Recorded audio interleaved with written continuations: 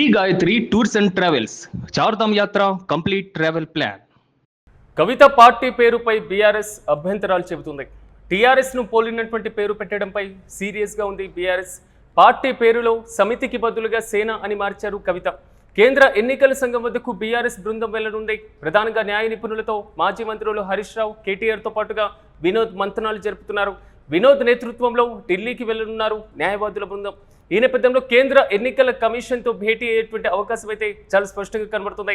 ప్రధానంగా టీఆర్ఎస్ అనేటువంటి పేరును కవిత పెట్టడం, తెలంగాణ రాష్ట్ర సేనగా దానికి నామకరణం చేయడం, గతంలో టీఆర్ఎస్గా ఉన్నటువంటి తెలంగాణ రాష్ట్ర సమితిలో సమితికి బదులుగా సేన అనేటువంటి పేరుతో టీఆర్ఎస్ను పార్టీగా పెట్టారు కవిత.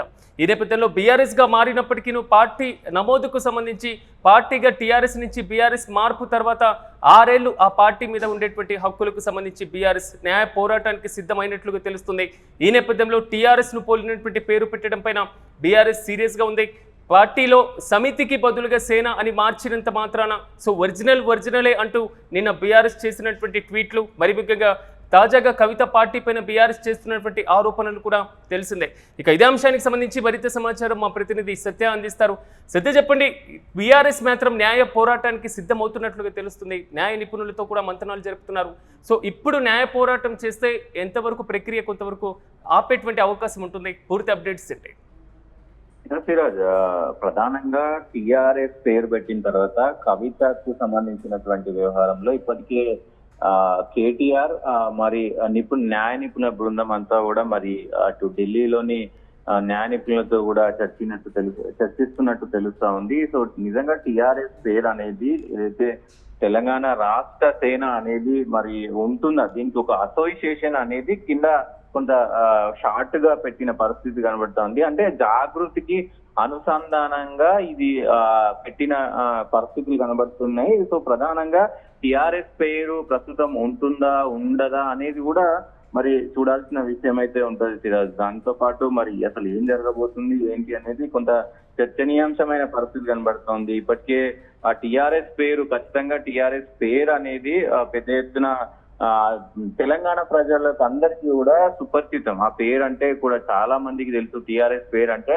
కేసీఆర్ టిఆర్ఎస్ అని అంటారు కాబట్టి సో కొంత తొందరగా దూసుకెళ్లిపోయే అవకాశం ఉంటది. దాంట్లో భాగంగానే మరి ఈ పార్టీ పేరును తీసుకొచ్చిందా, లేదు అంటే కొంత వీళ్ళని ఉక్కిరి బిక్కిరి చేయడానికి, బీఆర్ఎస్ ను ఉక్కిరి బిక్కిరి చేయడానికి ఏమైనా ఈ పేరును తీసుకొచ్చి మరి అసోసియేషన్ సంబంధించినటువంటి వ్యవహారంలో తీసుకొచ్చి ఉక్కిరి బిక్కిరి చేయడానికి మాత్రమే తీసుకొచ్చిందా అనేది ప్రస్తుతం చర్చనీయాంశంగా అయింది. ఇప్పటికే ఇంకొక పర్సన్ సత్యనారాయణ అనే ఒక వ్యక్తి కూడా ఈ పార్టీకి సంబంధించినటువంటి ఒక వేరే టిఆర్ఎస్ అనే పేరుతోటి ఒక మరి దాంట్లో అంటే ఎన్నికల కమిషన్ కు ఇచ్చినట్టు తెలుస్తా ఉంది. అటు ఢిల్లీ ఎన్నికల కమిషన్, దాంతో పాటు తెలంగాణ రాష్ట్ర ఎన్నికల కమిషన్ కు సంబంధించి కూడా పెద్ద ఎత్తున మరి ఆయన ఇచ్చినట్టు తెలుస్తుంది. ఇట్లా రకరకాలుగా ప్రధానంగా వార్తలు అయితే వినబడతా ఉన్నాయి. అసలు ఈ టిఆర్ఎస్ ప్రధానంగా బీఆర్ఎస్ చేస్తున్నటువంటి ఆరోపణ, టిఆర్ఎస్ నుంచి బీఆర్ఎస్ గా మార్చిన తర్వాత ఇంకా 6 ఏళ్ల పాటు లాక్ పీరియడ్ ఉంటుంది అనేది మాత్రం బీఆర్ఎస్ చెప్తున్నటువంటి వాదన. ఇంకా గడువు పూర్తి అవ్వకుండానే ఏ విధంగా కేటాయిస్తారనేటువంటి అంశం. అంటే ఎన్నికల సంఘం దీన్ని కీలకంగా పరిగణించేటువంటి అవకాశం ఉంటుంది అనుకోవచ్చా ఈ 6 ఏళ్ల లాక్ పీరియడ్ ని? డెఫినెట్ గా సిరాజ్, ఏదైతే 2021, 2022లోనో సంథింగ్ ఆ సమయంలో కానీ దాదాపు 2034 వరకు కూడా ఫ్రీజ్ అనేది ఉంటది అనేది మనకు తెలుస్తా ఉంది. అంటే 10 సంవత్సరాలు ఒక పార్టీ పేరు మార్చిన తర్వాత దాదాపు 10 సంవత్సరాలు అది ఫ్రీజింగ్ లో ఉంటుంది అనేది మరి ఎన్నికల కమిషన్ ఈసీ చెప్తుంది. సో ఒకే రకమైనటువంటి సంక్లిష్టమైనటువంటి పదాలు అంటే ఒకే పదాలు టిఆర్ఎస్ పేరు ఒకటి అయినప్పటికీ అక్కడ పేరు ఇప్పుడు కవిత తీసుకున్నది తెలంగాణ రాష్ట్ర సేన. సో ఈ పదాలు వేరుంటే మాకు ఓకే అన్నట్టుగా మరి అటు ఎన్నికల కమిషన్ ఓకే చెప్తుంది అనేది కొన్ని వార్తలు వస్తున్నాయి. దీంట్లో ప్రధానంగా మరి చాలా ఇబ్బందుల పాలవుతున్నది బీఆర్ఎస్ పార్టీ. ఎందుకంటే తెలంగాణ రాష్ట్ర సమితికి సంబంధించినటువంటి ఇప్పటికే కేటీఆర్ కామెంట్ చేశారు, మా బీఆర్ఎస్ పార్టీ పెట్టిన తర్వాత కొంత నష్టపోయాము, మళ్ళీ తిరిగి టిఆర్ఎస్ ని మళ్ళీ అనౌన్స్ చేస్తాము అనే దానికి కూడా మరి కొంత అనౌన్స్ చేసిన పరిస్థితి ఉంది. ఈ నేపథ్యంలోనే కవిత మరి ఈ పేరును అనౌన్స్ చేయడం సో నిజంగా న్యాయ నిపుణులు దీనిపైన ఎట్లాంటి చర్యలు తీసుకుంటారు, మరి ఎవరికి దక్కుతుంది కానీ అనేది సత్యం ఇక్కడ ఒకవేళ ప్రధాన- అంటే కవిత పూర్తి స్థాయిలో ఎన్నికల కమిషన్ దగ్గర ఈ ప్రక్రియ చేపట్టకుండా ప్రారంభించకుండానే ప్రకటించి ఉంటారంటారా పార్టీ పేరు? అంటే డెఫినెట్ గా ఇక్కడ ఇంకొక విషయం చూడాల్సిన అవసరం ఉంది. కింద అసోసియేషన్ అనేది ఒకటి ఉంది.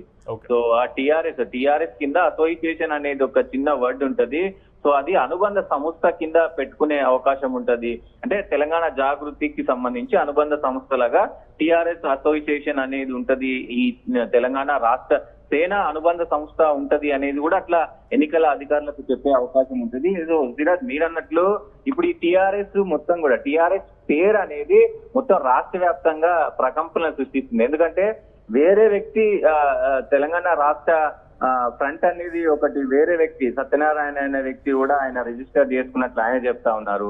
సో టిఆర్ఎస్ ఇప్పటికే ఆ పేరు ఫ్రీజ్ లో ఉంది. ఏదైతే తెలంగాణ రాష్ట్ర సమితి అనేది ఆ ఫ్రీజ్ లో ఉంది. సో ఇప్పుడు టిఆర్ఎస్ మరి తెలంగాణ రాష్ట్ర సేన అనేది కవిత మళ్ళీ ఇది పెట్టుకోవడం, కవిత కూడా కొంత క్లారిటీ ఇచ్చే ప్రయత్నం కూడా చేశారు.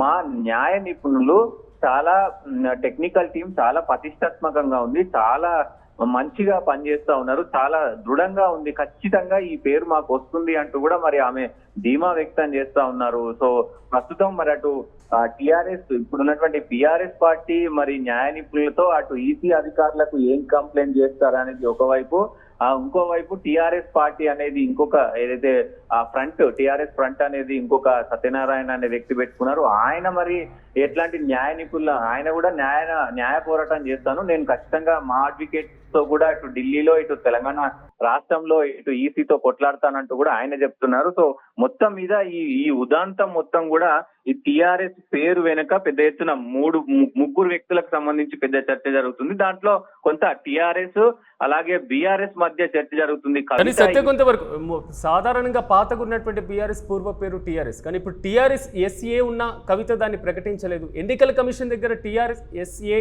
అనేది మాత్రం చాలా స్పష్టంగా ఉంది, తెలంగాణ రాష్ట్ర సేన అసోసియేషన్ అనేది. సో ఇలాంటి సమయంలో ఈ గందరగోళ పరిస్థితుల్ని ఎలక్షన్ కమిషన్ ఏ విధంగా పరిగణలోకి తీసుకునే అవకాశం ఉండొచ్చు? ఖచ్చితంగా ఎలక్షన్ కమిషన్ ఇక్కడ కీలక బాధ్యత.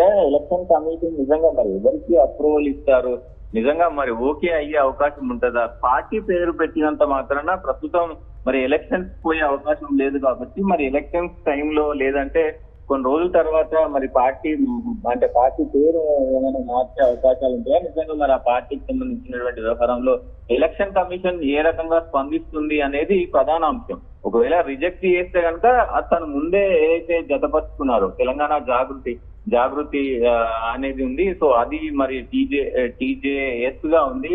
సో మరి అది ఖరారు చేస్తారా లేకపోతే మరి టిఆర్ఎస్ నే కొనసాగిస్తారా? ఇక్కడ మొత్తం కూడా అందరూ కూడా టిఆర్ఎస్ సంబంధించినటువంటి వాళ్ళు అంటే బీఆర్ఎస్ సంబంధించినటువంటి వాళ్ళు ఇప్పుడు కవితకు సంబంధించినటువంటి టిఆర్ఎస్ పార్టీ తెలంగాణ రాష్ట్ర సేనకు సంబంధించిన వాళ్ళు కొంత ఉత్కంఠగా ఎదురు చూస్తా ఉన్నారు. సో మరి అసలు ఎన్నికల అధికారులు ఏం చేయనున్నారు అనేది కూడా ఇక్కడ ప్రధాన అంశం. ఎన్నికల అధికారులు కనుక ఓకే చెప్తే ఇది బీఆర్ఎస్ కు పెద్ద దెబ్బ అని చెప్పుకోవచ్చు.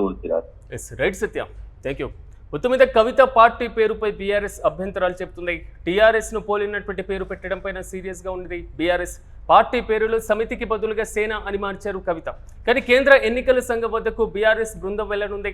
ప్రధానంగా న్యాయ నిపుణులతో హరీష్ రావుతో పాటుగా కేటీఆర్, వినోద్ మంతనాలు జరుపుతున్నారు. వినోద్ నేతృత్వంలో ఢిల్లీకి వెళ్లనున్నారు న్యాయవాదుల బృందం. కేంద్ర ఎన్నికల కమిషన్తో భేటీ అయ్యేటువంటి అవకాశం అయితే చాలా స్పష్టంగా కనబడుతుంది. ప్రధానంగా టీఆర్ఎస్ అని రావడం పైన బీఆర్ఎస్ ముందు నుంచి అభ్యంతరాలు చెప్తుంది. ఓటర్లను గందరగోళానికి గురి చేస్తుందంటుంది బీఆర్ఎస్. మరోవైపు 2022లో టీఆర్ఎస్ను బీఆర్ఎస్గా మార్చారు.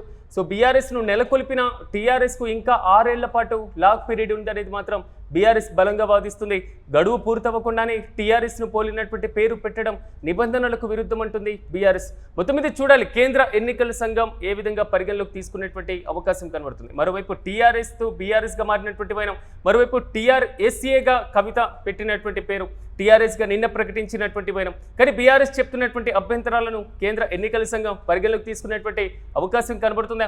రెండు పార్టీలు అయితే మాత్రం న్యాయ బృందాలతో చర్చించిన తర్వాతే కీలకమైనటువంటి నిర్ణయం తీసుకొని ఎన్నికల సంఘం వద్దకు వెళ్తామంటూ క్లారిటీ ఇచ్చేటువంటి ప్రయత్నం చేస్తున్నాయి.